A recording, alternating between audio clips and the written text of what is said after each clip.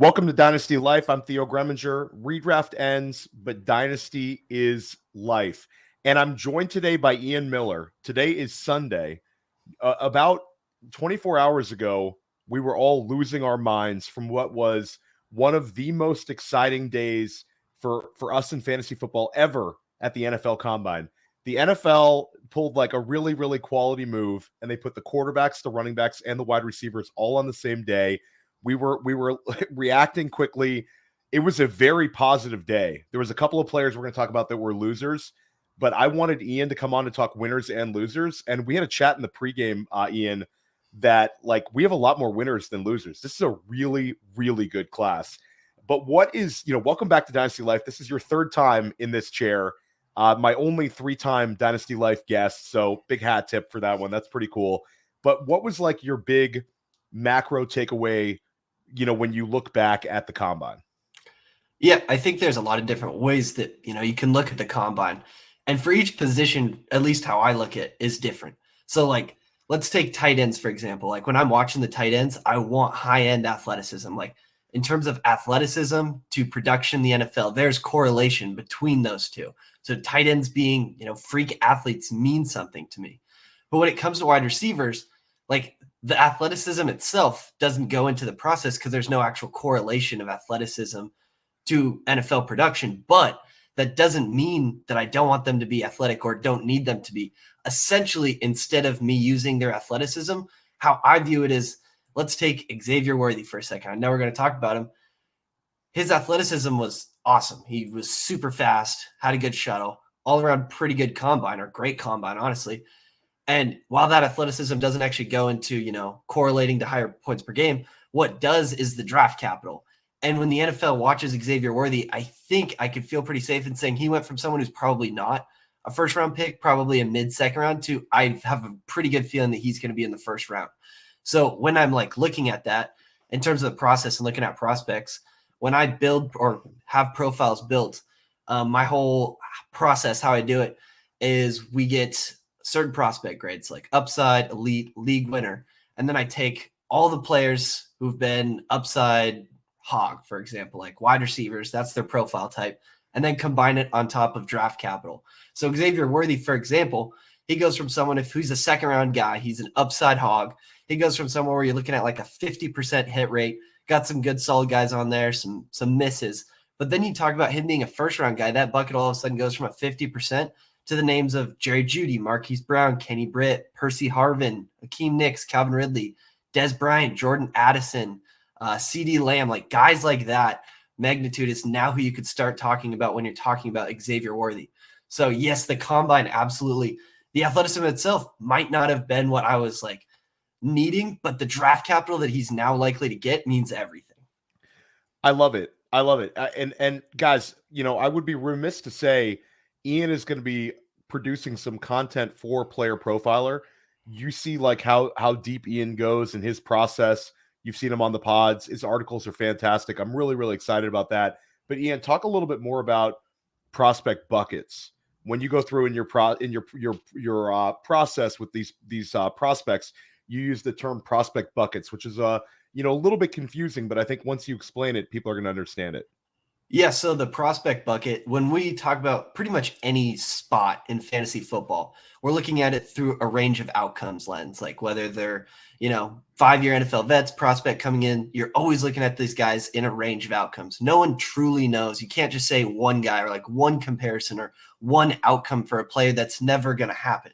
There's way too much variance. There's way too much that even the smartest people in the room do not know.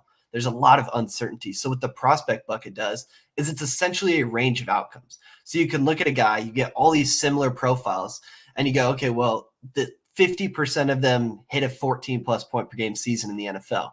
And you can then gauge using these prospect buckets. You'd be like, well, this guy cost the 110 in rookie drafts.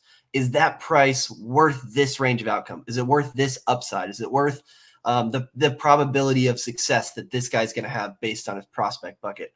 So like we just talked about, Xavier Worthy, him being a second rounder to now likely first rounder, he goes from someone who's about a 50% hit rate to hit a 14-plus point per game season to now about a 75% probability. Like you're looking at a much better bet in Xavier Worthy. And would you say that Worthy, well, let's take a step back. Ian, when you've been watching the combine a long time like I have, was when Xavier Worthy went up to run the 40 for the second time. He runs the 4.25. Then all of the other wide receivers tell him to take your cleats off, take your cleats off. And Worthy went and said he wanted to break John Ross's record, and then he beats it 4.21 to 4.22. Was that the coolest moment in combine history, or is this recency bias for me? No, it's definitely up there. I mean, it's everyone loves the 40 too. If you're just watching it with no real intention, you're just watching it for fun. Everyone loves the 40, and he just ran the fastest 40 of all time. And that, I mean, it probably is the coolest moment that we've had in combine history. Yeah, Anthony Richardson last year when he put on his show was number one for me, and now this replaces it. Like, you can find like little mini moments, but I think with the fact that fantasy football keeps growing, the interest in the combine, they had 16,000 people at the combine. We had our own Maddie Keenum and Cody Carpenter were in the house, loving it. It was just an incredible time. And I'll say, with that being said, was Xavier Worthy your biggest winner in the entire combine when it comes to your rankings and your process with these rookies? I do think Xavier Worthy's probably the biggest winner. I mean, you're talking about someone that was likely a second-round pick to now I'm pretty sure he's going to be a first-round pick. And not alone just makes you a winner. I mean, you make a lot of money as a player. And then from our sense, fantasy football perspective, you're a lot better prospect if you go in the first round than the second round. And that's a major win. I don't think anyone quite won the combine like Xavier Worthy did. Yeah, it was just outstanding stuff. We're going to dive into my biggest combine winner. We're going to dive into a number of guys that we see as big winners especially from the running back and wide receiver class. And we're going to look at a couple of big picture topics regarding our rookie drafts after we take a quick break.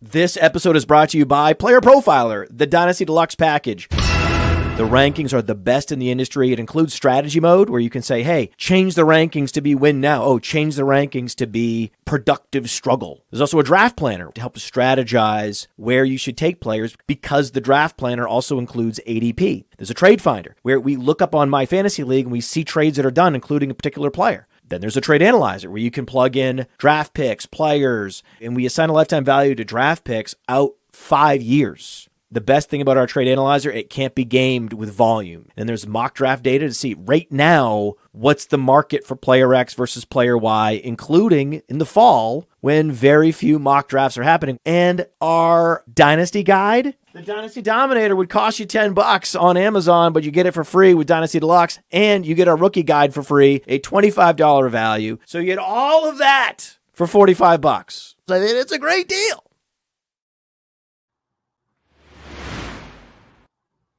Yeah, and speaking of the rookie guide, I have Ian Miller contributing to our rookie guide.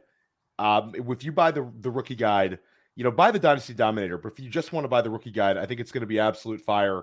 You've got my rankings, Cody Carpenter's rankings, John Lobb's rankings, Jax Falcone's rankings, which has not been announced yet, along with Chalk over at the Undroppables. You're going to have write-ups from Ian Miller, write-ups from Memphis Young, Josh Larkey, Alan Soslowski, Maddie Keenum. I mean, it's going to be absolutely loaded. It's going to be a ton of fun, but we got to keep diving into it. And I'm going to say, I'll start us out with the running backs because my biggest winner, Ian, was Trey Benson.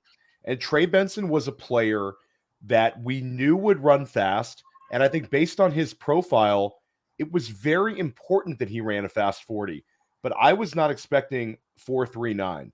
And we got 4.39 at 216 pounds. He had a plus 110 speed score. So when we start referencing speed score, it's a size adjusted, basically a size adjusted 40 plus your weight. It's a couple other factors into it, but a guy like Saquon Barkley goes 120. Jonathan Taylor was 120 plus, but when you're in that 110 to 120 range, like Trey Benson hit, it's very noticeable. And Trey Benson hits 4.3940 at 216 pounds, very similar to 4.3840 for Ken Walker, a 4.3940 for Breece Hall, and a 4.39 40 for Jonathan Taylor. And Taylor's about 9 pounds heavier at the combine, but we're talking about guys who are 215 pounds to 220 pounds and run that sweet spot, high 4.3 range 40. This was about as good as it gets for Trey Benson. Your takeaways from Benson, Ian? He's probably going to be a second round pick now. And even if I don't love the Trey Benson profile, we should be rooting, especially if you play fantasy football, you play Dynasty, obviously, that's why you're listening to this show. You should, whether you like a guy's profile or not, you should be rooting for all these guys to get draft capital, because if it doesn't do anything else, it pushes other guys who we like or you may like down the board, and you can get them at a cheaper cost. So someone like Trey Benson, I have a feeling I'm probably not going to be as into him as consensus, but that just means that it's going to push a guy down the rankings who you probably like or I like a little bit more, and he's now cheaper. So anytime you get something like that, you should always be rooting for as many guys as possible to get draft capital, whether you love the profile, whether you don't love the profile. And him running a 4.39 at his weight, and especially in a weak running back class, is pretty huge, because now we're looking at, we're coming into the combine. It was about who can actually be a second round pick at the running back position, because there wasn't anyone who you could be that sure of being. And it looks like after this combine, there's a pretty good chance, especially based on where Trey Benson was already being projected to go, this combine will further push him into someone who's likely a second round pick. Yeah. And I completely agree with you. Like, the more guys that we have with high draft capital, the better it is for our rookie picks. Yesterday was a huge win for anybody holding a bunch of dynasty rookie picks.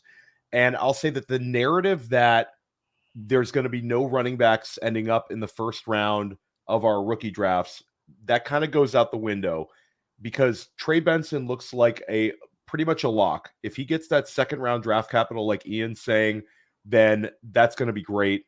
He would be the first Florida State running back to be selected in the second round since Dalvin Cook. This season, he was the first Florida State running back to give us a 200-yard rushing game since Dalvin Cook. And if you're, a little bit my age-ish, then, you think back to like the machine that Florida State was, guys like Warwick Dunn. So we're kind of due. I hate the word due. We're due for a Florida State back to come in and do something. So this is one to take a look at. But another college that has produced a lot of running backs that have had fantasy football success is the University of Tennessee. And Jaylen Wright was a guy that was supposed to play in the Senior Bowl. So the hype train for Jaylen Wright could have been started already, but he ran a 4.38 40 at 210 pounds. And this past season, he ran for over 1,000 yards in the SEC. He had a number of rushing touchdowns that were like over 40 yards. And when we talk about the 10-yard split, it's basically how you start your 40-yard dash. Jaylen Wright's 10-yard split was like about as good as it gets. We're talking about a next level athlete at the running back position. He's also going to land this necessary NFL draft capital. And Ian, does he move up in your running back ranks with this sort of performance? Yeah, absolutely. When he's someone who now we can talk about being a possible third round guy, that definitely changes a lot, especially at the running back position. Going from a day 3 guy to a round 3 guy, it's a pretty big difference. Getting into day 2, when you just look at the hit rates, it's much higher and favors guys who aren't day 3 picks, who even get into round 3. And so getting into round 3 at least makes you pretty intriguing. Even if at the running back position, it's all about opportunity, and opportunity can be given, unlike wide receivers where it's more earned targets. How many times have we seen running backs, just guy in front of them gets hurt, that player doesn't, or that running back doesn't even have to play yet, and all of a sudden the value's going up. So when you get like Tyjae Spears, for example, he technically hasn't scored many fantasy points. He's had a week or two, but Derrick Henry's gone, and now we just see this third rounder's value explode. You don't even have to be a producer at the running back position for your value to just explode. Like we've seen with Tyjae Spears most recently, that can be a Jaylen Wright situation. And again, you don't even have to love the profile. Yeah, I love it. And, we always talk about outliers, but outliers are outliers. 8 out of the top 10 scorers at the running back position in PPR this year were drafted on day 1 or day 2. It's one of the best indicators for future running back success when we get that sort of draft capital, and I think Wright has it. One other big winner that's sort of been on a meteoric rise is Marshawn Lloyd out of USC. And this was a guy that, unlike Wright, did play in Mobile at the Senior Bowl.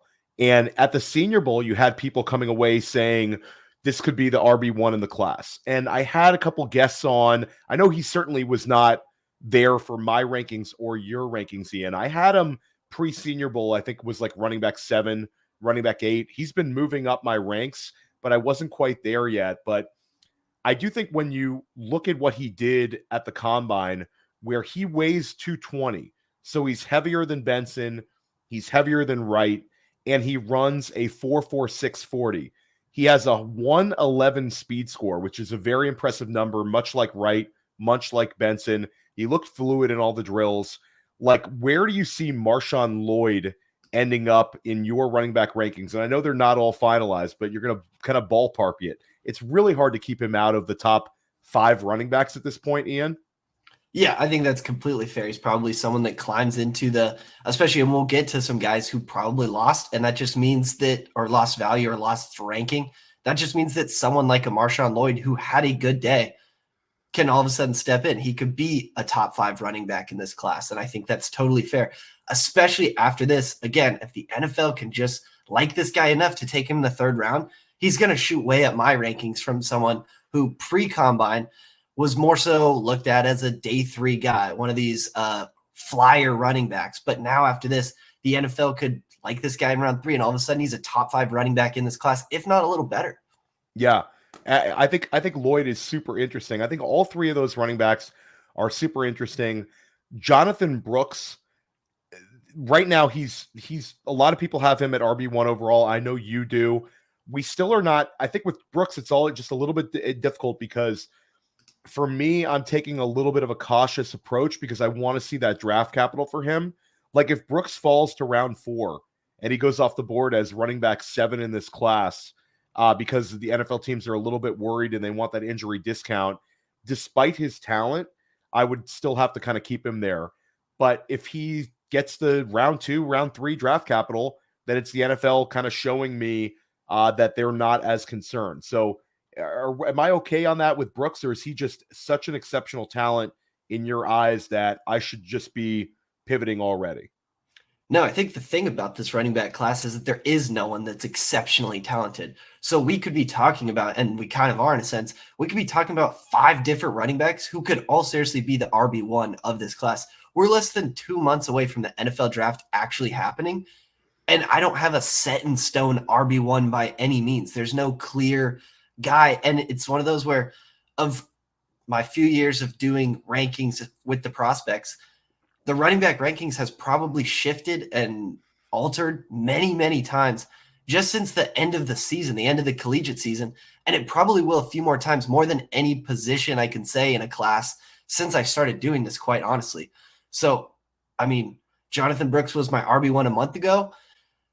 He's probably not my RB1 right now. Like, that's how much we're talking about fluctuating, and it doesn't change his profile. His profile is still his profile, but who's going to get the draft capital is what we really want to know. Because in the end of the day, I mean, we could be looking at Blake Corum's actually the first running back off the board, and all of a sudden he's the RB1 of the class. I think this running back class can still shift quite a bit in the next 2 months. Yeah, and for me, it's more of the general narrative about this running back class where, you know, you bring up, you know, there's not a clear-cut RB1, and I would agree on that. But for months now, I've been saying I like the running back class more than a lot of fantasy analysts, and I think that narrative will start to shift. And the whole notion that we're going to end up not seeing guys in our first round, I think a couple of them are going to end up in the first round just because how am I supposed to not take a running back if the Los Angeles Chargers take him in the 3rd round? How am I supposed to not take a running back if Houston Texans take him with the 59th overall pick? Then you've got the spots where we would go absolutely insane for Baltimore, Dallas. There's so many high-quality landing spots right now that you could see a lot of these guys land in. So it's a lot of galaxy braining. We don't want to get ahead of ourselves, but I think that the enthusiasm for the class is moving up. And let's stick with Blake Corum, because Blake Corum's a guy that I've been ahead of. I know when you came on Futurecast, Ian, we talked about Blake Corum at length. And this was, it seems like it was 2 years ago at this point, but it was only probably about 6 weeks ago at this point. But Blake Corum running a 4.53 major win for him. And it really alleviates a lot of concerns. I think people would have taken a 4.59. 4.53 is good, especially considering his weight came in pretty solid as well. Your takeaways from Corum this weekend?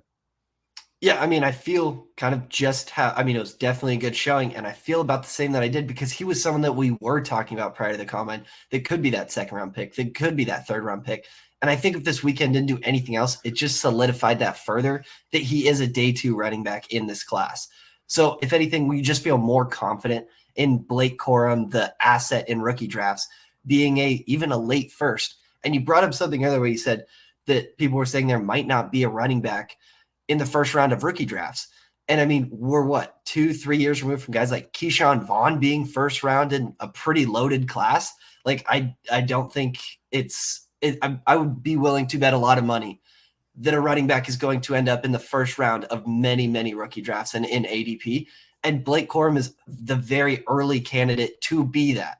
I think before the combine, we were looking like this. And again, it just further solidifies after a good showing that he's more likely to get that draft capital we thought he would. And he's probably someone who's going to end up in the back half of the first round in rookie drafts, if I had to guess right now. Isaac Guerrero of Louisville. This was a guy that, was kind of off the radar, but he went nuts athletically. Runs a 4.33 40, leads all running backs. The vertical leap gets 41.5 inches, leads all running backs. Does all this at 220 pounds. His speed score is 120 plus, which is insane. I believe he hit like 125 on the speed score, which is like even higher than like Saquon Barkley, Jonathan Taylor level. But we want to kind of pump the brakes a little bit here. Is this a track athlete who did very well at the NFL Combine? Or is this a guy that you're suddenly very, very intrigued with based on these athletic testing numbers?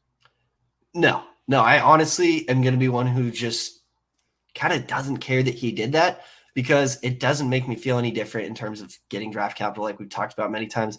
But the other thing is he wasn't even the RB1 on his own team this year. Like, there you go. The things can happen, players could be liked more because of an awesome combine, which he did have.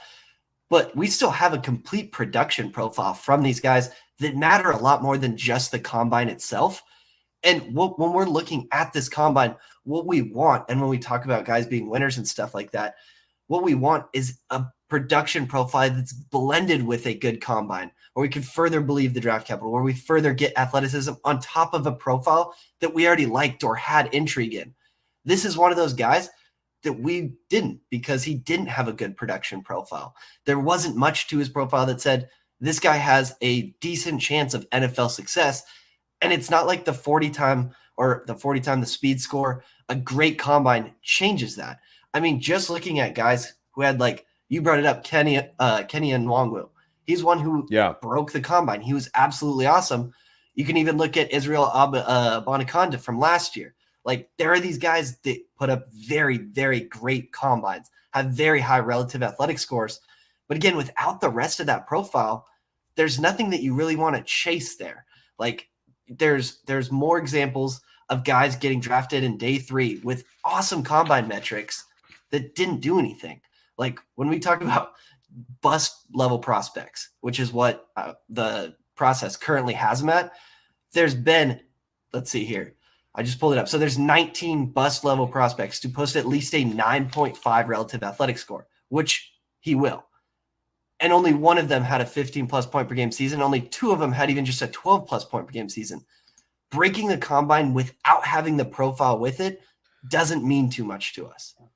Yeah, and I will bring up, like, for every big-time athletic performance, some of these guys get the initial spike in terms of dynasty enthusiasm post-combine, and then the NFL teams just kind of look at them.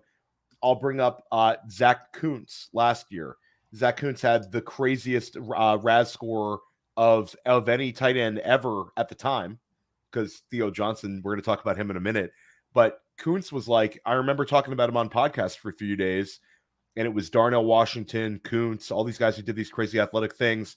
And then all of a sudden he's a day 3 late pick. And he was, I believe, the second tight end that the Jets drafted. So, you see this all the time. So we don't want to get too excited. I'll also give a quick mention to Jaden Sheridan. a couple days ago, like I had Curtis Patrick on Friday. Today is Sunday. We're loading in these Dynasty Lives because of the combine and basically we need to get him in. But Curtis was the first person to talk about Sheridan on any of my pods, and Sheridan ends up running a 4.46. I think him and Dylan Lobb, we don't need to like dive into them, but both of those guys had positive combines for FCS type players. I think both those guys look like guys that are going to be drafted this year. But we'd be remiss if we didn't talk about some running back losers, Ian.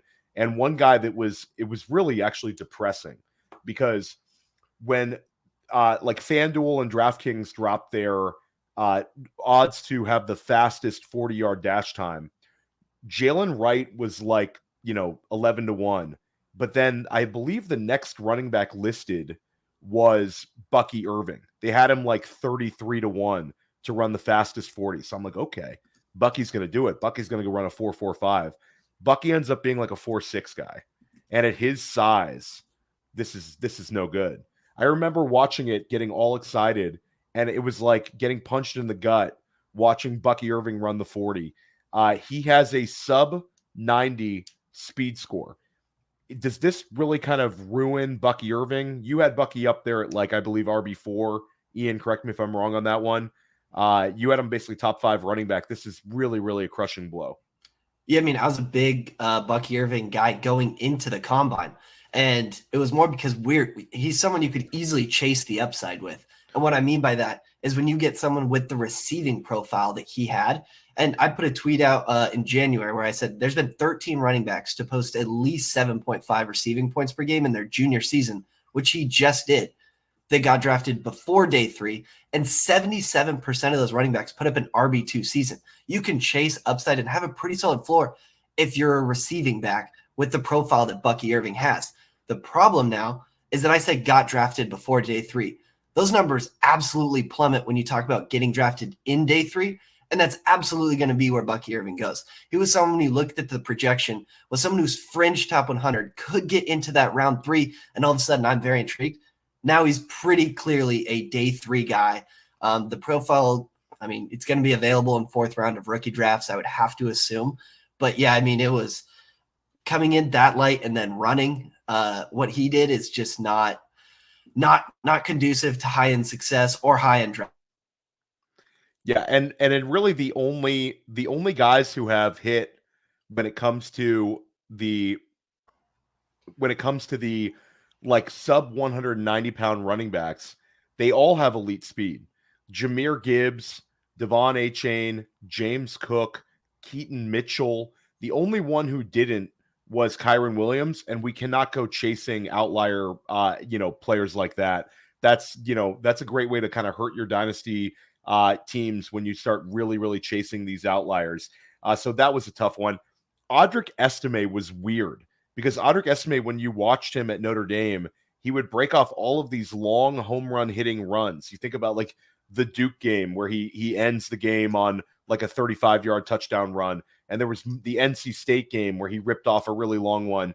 And Audric Estime was the kind of guy where when you read about him, you thought maybe this would be like a 4.5 guy. He ends up in like the 4.7 range.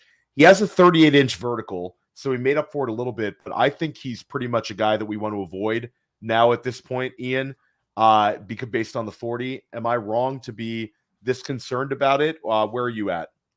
Yeah, I mean, he's another guy that's looking like a day 3 guy. And I will say in terms of, it's much different in terms of wide receivers going to day 3 and running backs going day 3. Because yes, Bucky Irving, Audric Estime, they had pretty bad combines, and the draft capital is absolutely not going to be there. But when we talk about completely avoiding, like you don't even want to touch them, that's not quite the case. Like if you get into 4th rounds of rookie drafts, because running backs at really any point are always someone that you should be rostering plenty of running backs, even if they are day 3, because opportunity comes. Opportunity, like we talked about, they just have to be next in line, and all of a sudden there's some sort of value, which you can't say with wide receivers. So yes, it's not going to be a great profile. Audric Estime as well, Bucky Irving. They're going to be available in the 4th round of your rookie drafts, but because of the position they play, as if they get drafted to, any decent team with opportunity, they all of a sudden will have some sort of value where it's not like, a day 3 wide receiver that you just completely want to avoid. And let's pivot over to the wide receiver spot. And you already talked about Xavier Worthy, massive winner for you, massive winner for me, massive winner for fantasy football based on the excitement that he brought to the NFL Combine. But the top wide receiver testing at the Combine, we saw Marvin Harrison Jr. basically just ghosted the Combine. Malik Neighbors answered questions but didn't test. But Rome Odunze did everything. And this was a guy that measured in at 6'3" and weighed in at 212. And while we saw guys like Keon Coleman, guys like Adonai Mitchell, Troy Franklin, Xavier Legette earlier in the Senior Bowl, all be a little bit shorter than their profile, Odunze hits it. He's 6'3", and then he runs a 4.45 40. I think the question starts becoming, where do we rank Rome Odunze in Dynasty right away, let alone the rookie class? Because I think he's a locked-in top 3 wide receiver in an exceptional wide receiver class. He's going to get, I believe, top 10 overall NFL draft capital. And if he falls out of the top 10, then like Denver, New Orleans, one of these teams picking it like right around there is going to scoop him up. So I think he's more likely a top 10 pick. We've seen Marvin Harrison Jr. We've had this conversation of Marvin Harrison Jr. being like wide receiver 5, wide receiver 6 right now. Malik Neighbors is in at most people's, wide receiver 1 dynasty rankings at this point, if not top 15. I think it's time that Rome Odunze is right there. Where are you at, Ian? Yeah, I mean, I actually think, and again, I don't love the Odunze profile, but it's a good one. You cannot debate that it's not a good one, especially being a top 10 pick. And the funny thing is, I think I might end up a little ahead of consensus on Rome Odunze. And I think the best example of this is we take Jackson Smith and Jigba from last year.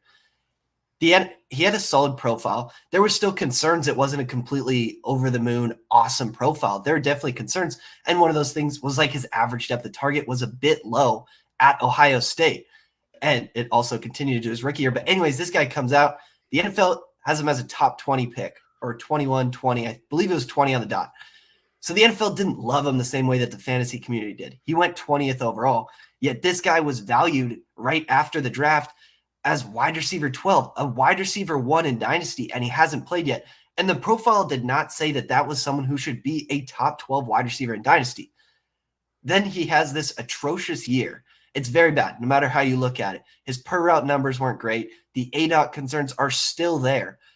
You could talk yourself into him having a better second season, and he likely will, but it was clearly not a good one. But yet when you look at ADPs right now, him and Rome Odunze right now are basically neck and neck. And Odunze looks like he's going to be a top 10 pick in the NFL, which Jackson Smith and Jigba wasn't. He hasn't had a very, very bad rookie year like Jackson Smith and Jigba had. And I think if they were coming out in the same draft class and all things were the same, Rome Odunze should be ranked ahead of Jackson Smith and Jigba. Yet that's not even the case basically right now. So it's something where I don't think it's a flawless profile. I don't think it's an elite level profile, but it's still clearly a good one. The NFL likes him, and it almost seems like the fantasy community is almost undervaluing Rome Odunze just a bit. Yeah, I agree with you on that. And I think it's going to be a little bit less and less. I think he becomes a little bit more of a Teflon asset after this. He's just a player that's very difficult to poke holes in his game at this point, especially when you combine the draft capital. And we've also got to talk about another wide receiver who really, really helped himself, and that was Adonai Mitchell. And I remember the last time we podcast together, Adonai Mitchell's been a guy that I've been on pretty heavily. I had him pretty high up in my ranks, but I wasn't expecting this. I even looked at an old article that I wrote, my initial rankings. I expected Adonai Mitchell to run in the 4.5s, which I thought would be perfectly fine for a wide receiver of his size. And with his, ability to high point the ball, his red zone ability, his touchdown scoring, etc.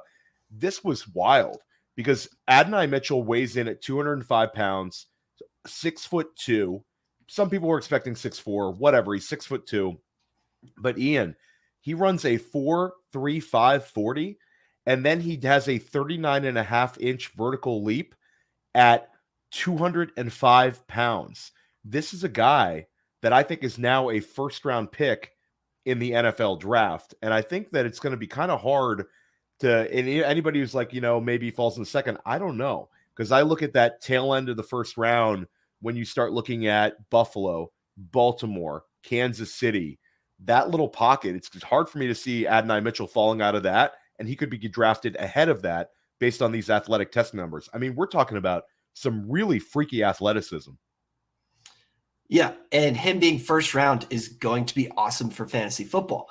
And this goes back to my point that I made earlier, that even if you do not love the profile, and I'll be honest, I do not like the AD Mitchell profile that much. He's someone who, if he goes in the first round, which is almost looking likely at this point, if he goes in the first round, he's clearly going to be a first round rookie ADP in fantasy drafts or in rookie drafts. And it's going to push guys that I do like down the board. And here's an AD Mitchell stat for why I don't like the profile. And yes, he had a great combine. He's going to get first round draft capital. You can't ignore that. There's still likelihoods of success for him. He's not some clear bust prospect by any means, but production profile still means a lot to me.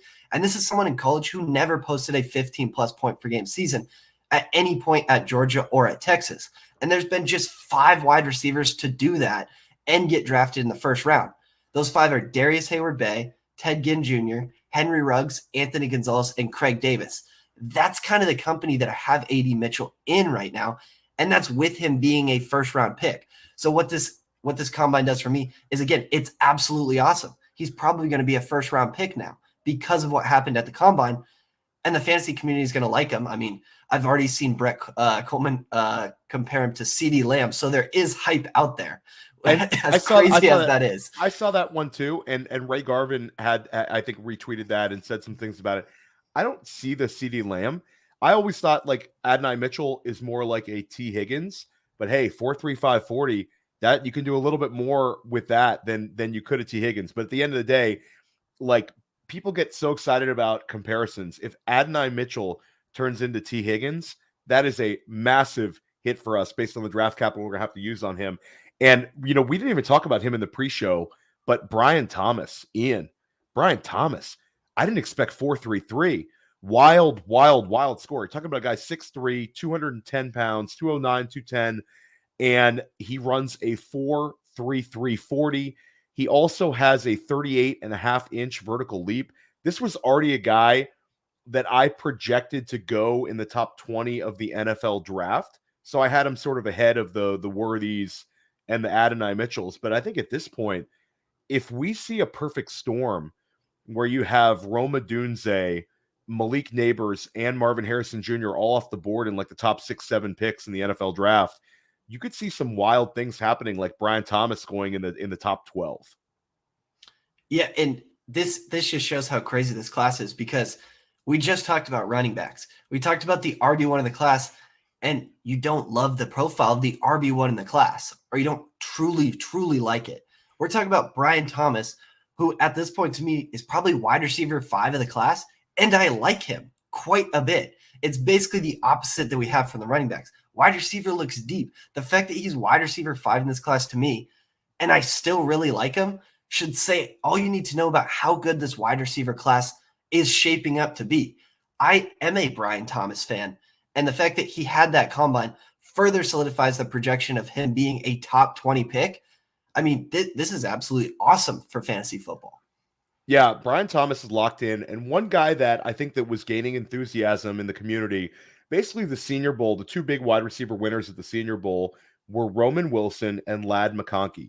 Roman Wilson, I'm not going to say disappointing at the combine because he runs a 4.41, 4.4 flat, but we were expecting like insane numbers from Roman Wilson. Roman Wilson's fine, but I think that Ladd McConkey running a 4.39 40 was a little bit unexpected. It was a guy I think people expected to be maybe high 4.4s. This was a guy that has a reputation of being an outstanding route runner. He was very versatile at Georgia. When you look at the ability to have manufactured running plays, the ability he displayed on special teams, but like Ladd McConkey is shooting up big time, not only with NFL draft teams in the NFL draft, where I think right now he's in contention to be a first-round pick in the NFL, but we're not going to get him in our second round if he gets that draft capital, Ian, because I think that there's so much enthusiasm for him in the dynasty circles right now that, like Ladd McConkey, you're starting to see some wild comparisons. There's a side-by-side comparison where athletically he's equal to Garrett Wilson. Like everything's the same, size, speed. It's weird. What's your thoughts on Ladd? There's basically two different ways that you can look at Ladd McConkey. One of those ways is you can look at his overall production at Georgia. It wasn't that great. It wasn't something that you'd expect from a first-round wide receiver or even a high-end second-round wide receiver. But you could also look at Ladd McConkey through the lens of just when he was on the field. He battled some injuries. There was a lot of different sets that Georgia ran where he wasn't on the field. But when he was on the field, his per-route numbers are quite good. He's posted at least a 23% target rate in every single season that he played at Georgia. But he never posted a 20% target share at any season that he played at Georgia. So there's two different ways to look at Ladd McConkey.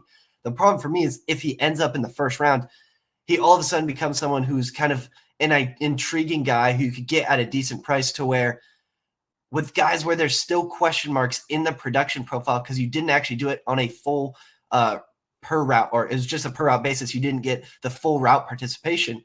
So there's still question marks in the profile. If the ADP and the cost to get Ladd McConkey, if he goes round one, starts getting up there, it's one of those guys where, again, he's just pushing someone down. But shoot, it kind of takes away, that middle of the second, end of second Ladd McConkey kind of area where he is intriguing to now.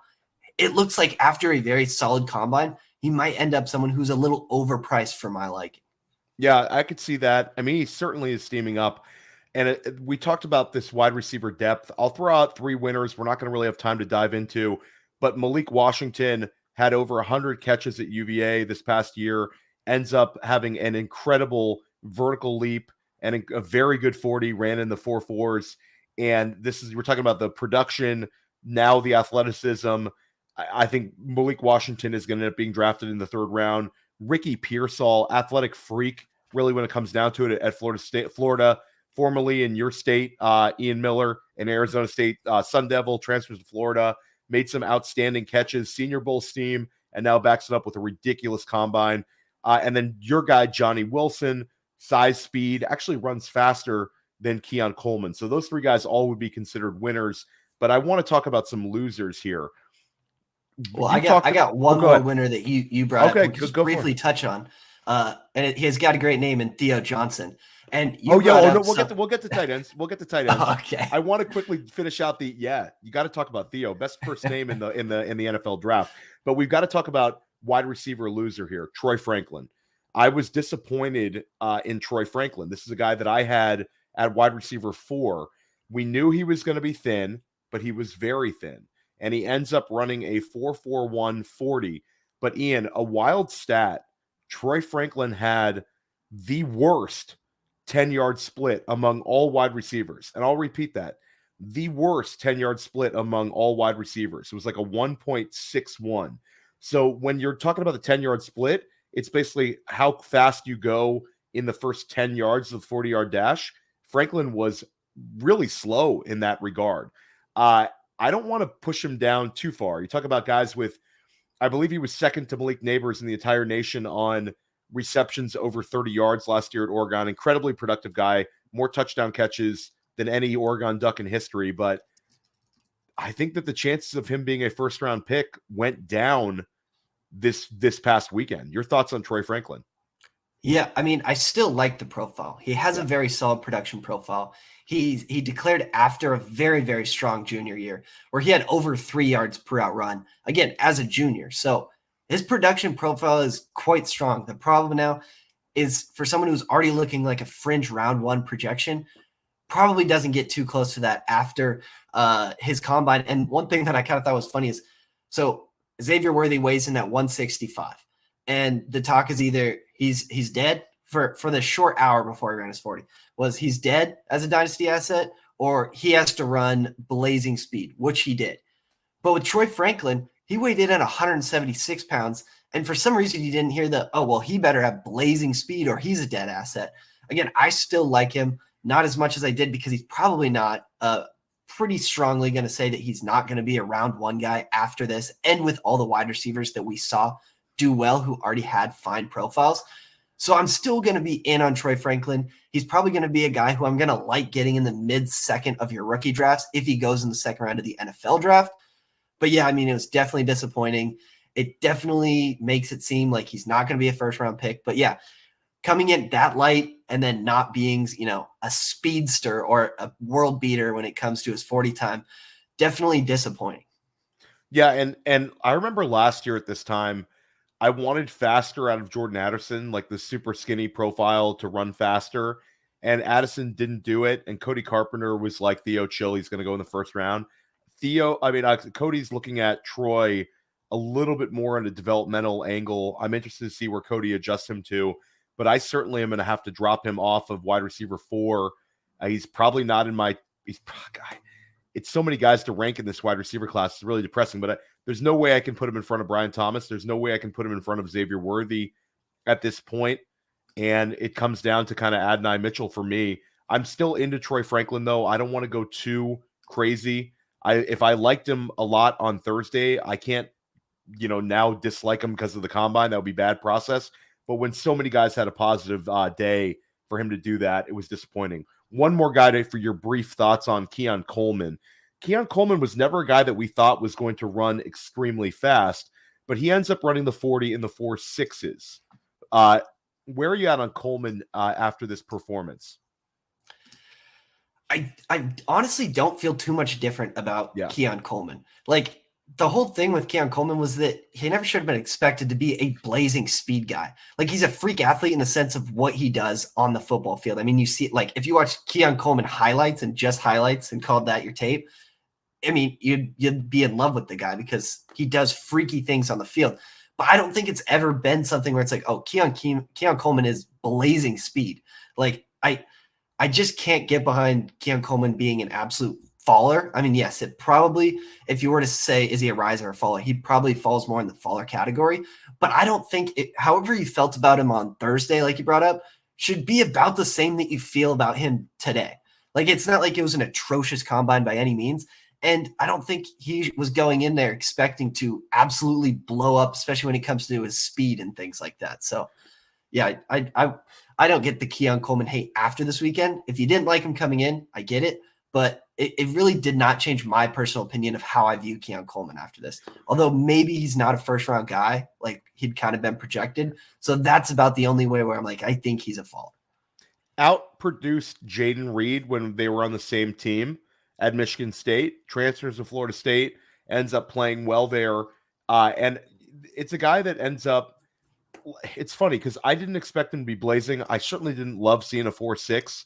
But during the gauntlet, he was running like a 20-mile-an-hour gauntlet, which people were saying was like comparable to like a Puka Nacua gauntlet. And he ends up with a 38-inch vertical leap, 10.7 broad jump. He's one that I'm interested in seeing at Florida State's Pro Day, see if he can improve on that 40 a little bit. I know we're not supposed to test the college, trust the college Pro Day 40 numbers, but we'll give it a little bit of benefit of the doubt. I'm not ready to cross Keon Coleman off the list, but let's pivot over to the tight ends. Ian, why don't you start out with your guy, Theo Johnson? Last time we talked, you had Theo Johnson at tight end 3, and this was Brock Bowers, Jatavian Sanders, and Theo Johnson. Theo Johnson ends up having the best RS score of any tight end all time. And they say since 1987 because they started doing it in 1987. So Johnson ends up being 6'6", weighs over 250 pounds, runs a 4.59 40, 4.56 40, has a ridiculous vertical leap, ridiculous athlete. Yeah, and before we even get into Theo Johnson, I do want to say that I have a new pet peeve that I've gained over the weekend after watching the combine. And this specifically for tight ends, but it could be true for any position, is that I now have a pet peeve of the guys that build up their weight and then don't test. It kills me because what you get, especially for guys like, we're big speed score guys, especially at the tight end position. So like take Brock Bowers, for example, he weighs in at like 245 pounds. He's probably going to run his 40 at his pro day at like 230 pounds. And you're going to get this. It means absolutely nothing, but it's a new pet peeve I have after this weekend. The Braylon Allen corollary, who shows up looking all rocked up and then doesn't run the 40. Yes, was a little exactly disappointed. that. Yeah, I hear you. I will say the Bowers one for me. Yeah, I understand what you're saying, but it was still nice to see that like the Mhm. one criticism of Bowers kind of knocked off weighs exactly the same as Laporta, McBride. We'll see like how skinny he looks at Georgia Pro Day. That'll be an interesting one, a really fun one to watch. But continue on Theo Johnson. And then maybe after, share your thoughts on Benson, not another tight end we're really excited about. Yeah, so when it comes to tight ends, athleticism means the most of all positions to me. Like I just talked about wide receivers, and it's more draft capital and how they get their draft capital that I care about. But when it comes to tight ends, there actually is correlation between being a freak athlete and production. So when you have someone like Theo Johnson, who I will say I have receipts going back a couple years that this guy's always been a freak. So if he wasn't super productive by any means, but you made a good point or brought up a point earlier that yes, there's still a production profile or profile beyond that that does matter. Like you just brought up Zach Kuntz. And I think that's a funny guy to bring up because we just saw him tear up the combine last year. But the funny thing about someone like Zach Kuntz, if you want to compare him to Theo Johnson, is that Zach Kuntz actually left Penn State because he couldn't get ahead of Theo Johnson on the depth chart. So in terms of being good or being productive in college, Theo Johnson clearly has the edge over the guy that he basically forced to transfer out of Penn State. So I actually, especially if Theo Johnson can get into the third round of the NFL draft, I'm very much, I mean, the guy's a freak. You want freaks at the tight end position because, I mean, just talking about guys who got drafted before day 3 to post at least a 9.75 relative athletic score and 120 plus height adjusted speed score. You're talking about guys like Vernon Davis, Noah Fant, OJ Howard, Kobe Fleener, Theo Johnson. Like, and this is somebody that you, even if he goes in the third round, you're going to be able to get in the third and fourth rounds of your rookie drafts.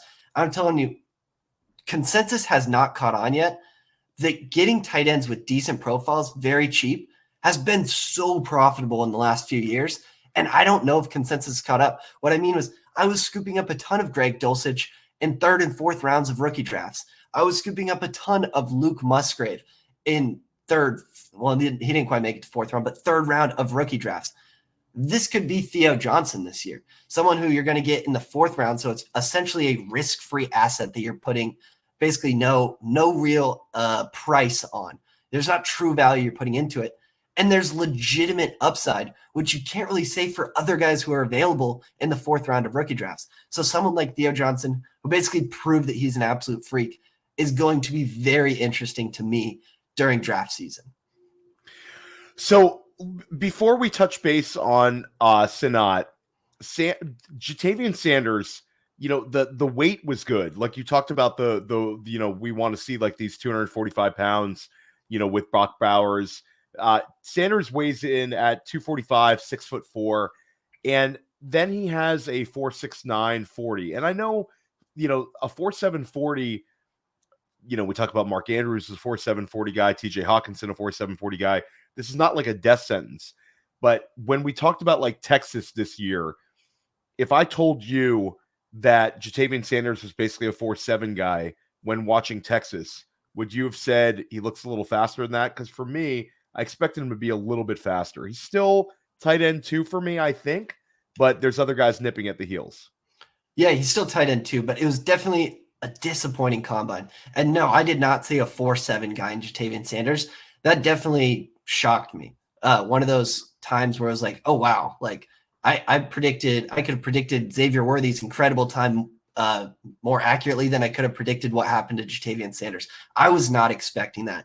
But that being said, he's not a bad athlete. Like when we put it together, he's still currently, I know he still has to do his pro day. He still has a relative athletic score above 8. That's fine. And he still has a height adjusted speed score above 100. That's fine. He's not this great athlete that we wanted him to be. And maybe the draft capital kind of falls a little bit further after this combine, but he's still pretty firmly my tight end 2 in this class. And I'm not going to, again, it's not awesome that he ran a 4.7. Athleticism definitely matters for tight ends, but I'm not going to kind of move him way down the draft board. In fact, he's probably going to stay kind of where he is, and he might just end up being cheaper. Yeah. And I think that that's a great point. I think that he's going to be someone that goes in round 2 or round 3, whereas the other guys were like hoping for that sort of draft capital. With Jatavian Sanders, I think we're going to absolutely get it. He's also a 20-year-old. There's a little bit of unknown upside. This is a guy that has the most receptions by a Texas tight end in their history of a program. This is, he's pretty locked in. But one guy that certainly helped himself was Ben Sinnott, also a Big 12 guy, Kansas State tight end, led Kansas State in receiving yards and receiving touchdowns this year, has a great combine. He has a 4.68 40, which was better than we expected. We did think he would be in the 4.7s, if that. And he ends up running a 4.68. And then Ian, he ends up having a 40-inch vertical leap, which led all tight ends. This is a guy that we need to get a little bit more excited about. Was very versatile in the way they used him at Kansas State. There were some people who saw him as a guy that could line up at H-back, but I think he projects as a tight end at the NFL level, and one that could be an interesting player for us in fantasy. Yeah, I mean, I don't like him as much as I like Theo Johnson. There's more, and Theo Johnson was more of a freak athlete than Ben Sinnott is. When I look at my profiles for tight ends, where there's 3 levels of athleticism, there's freak, gifted, and raw. And there is hit rates just in that alone. Freak athletes hit at a better rate than gifted athletes do, and gifted better than raw, and so on. Sinnott still is a gifted athlete. We'll have to see his pro day. He didn't quite make it to that freak level, which to me, a freak, once they hit freak, which is like peak, athlete of the athletes is what I'll say. But him not quite hitting that doesn't totally erase that his profile in terms of production wasn't too awesome. He had his career year, his senior year last year at Kansas State, which definitely makes him much more intriguing.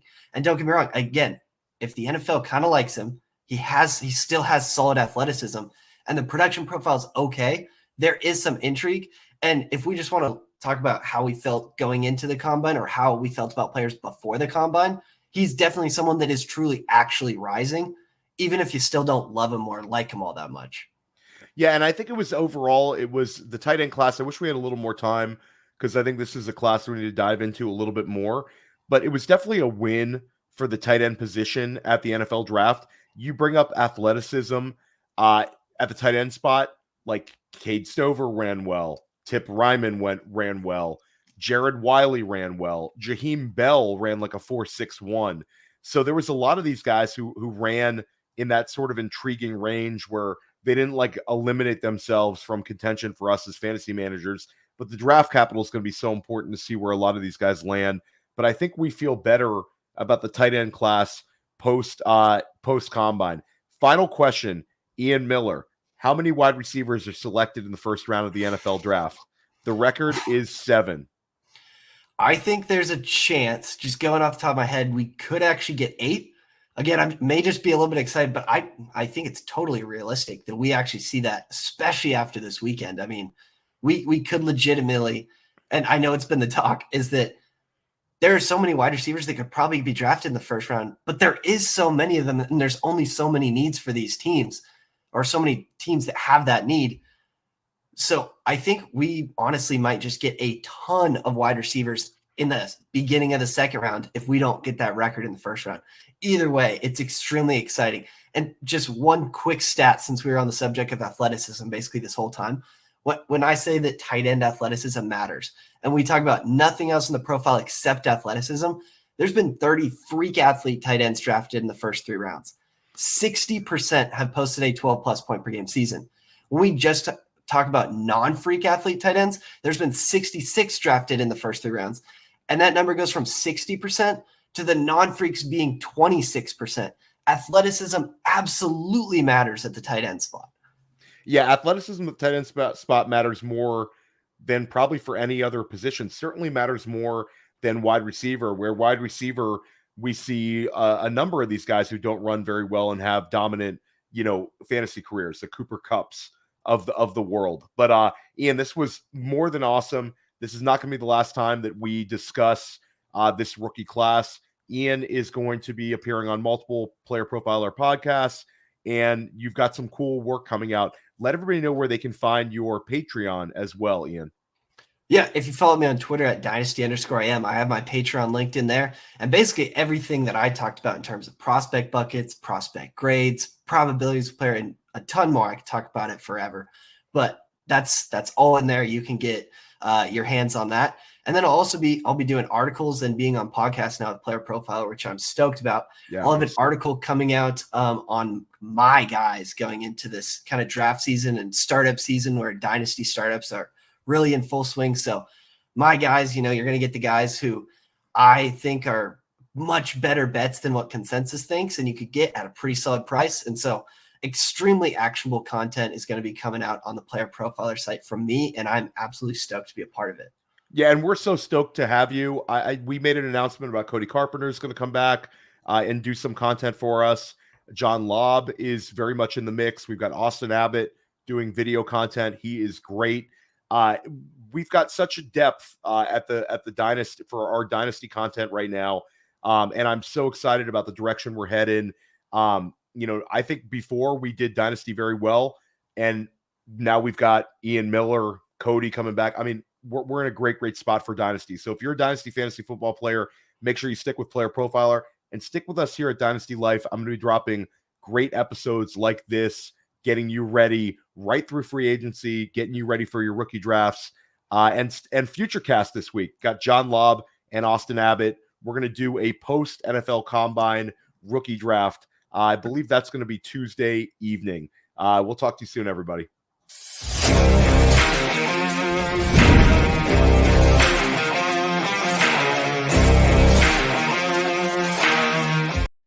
Hey, I want to take a moment to thank you for tuning in. It's important to me that all of our media be free. This is only possible because of you allowing a true independent sports media enterprise to thrive unlike any other in the business. So please subscribe to the All-In Package to continue to make all of this possible, to ensure that all of our stats, information, data, content is available to you, especially you, the people that get the site and get the show.